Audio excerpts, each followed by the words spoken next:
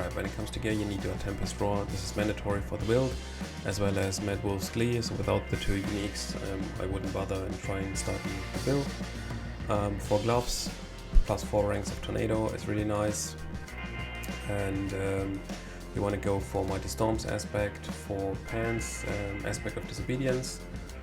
Boots is Ghostwalker aspect, and the weapon you go for Accelerating. On your necklace you want to have Direwolf's aspect.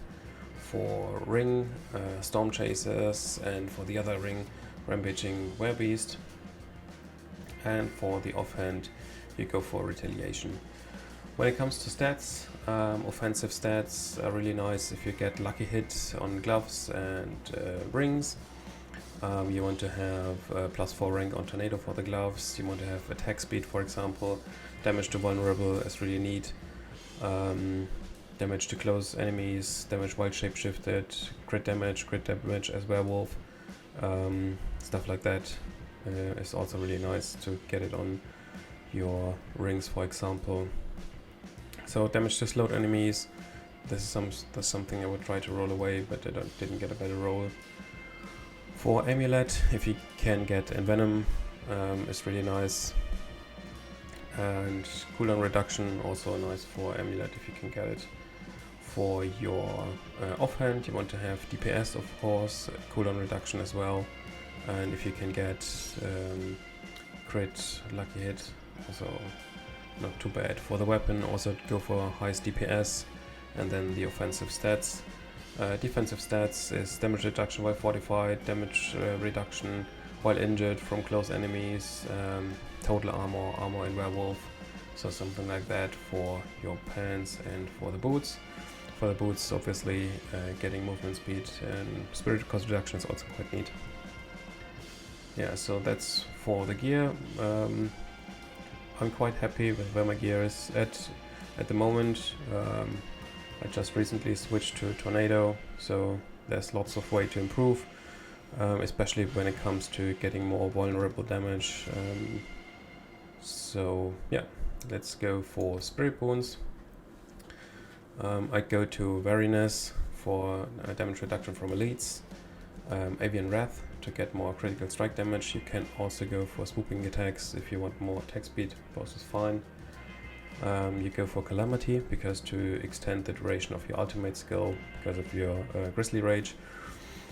And for the last row, Calm Before the Storm and Masochistic, which really helps your sustain.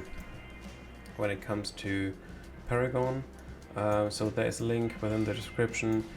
But just briefly, you go to Territorial Glyph, you want to have the Werewolf Glyph. You really need Lust for Carnage, so if you can't get towards the legendary node here, don't bother starting the build.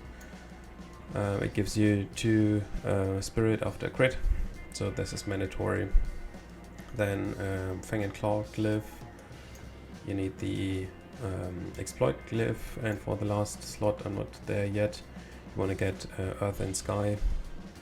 And like I said, the full layout is within the description.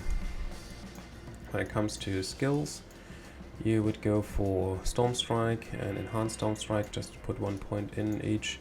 Then obviously full skills in Tornado and Enhanced Tornado and Raging Tornado. You want to get rank 3 in Wild Impulses, and also for movement speed during Werewolf, as well as Predatory Instinct.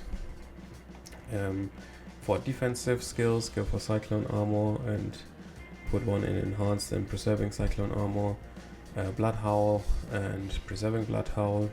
You want to get 3 in Vigilance. You don't need any here in the pet section. You want to put 1 point into Hurricane and go for Savage Hurricane. If your exploit glyph is not 15 yet, you can go to a Natural Hurricane to get extra chance to vulnerable. But as soon as it's 15, you just go for Savage Hurricane for the damage reduction. You want Elemental Exposure and Endless Tempest as passives here. Then what's really important is Toxic Claws to do poison damage to your enemies and get Envenom. Get that as high as possible. So +3 on the Amulet gives nice damage boost. For these, go for Defiance and Circle of Life, as well as Defensive Posture and Nature's Resolve. Obviously, Grizzly Rage fully skilled out, and then Earth and Might. Yeah, so that's about the skill tree.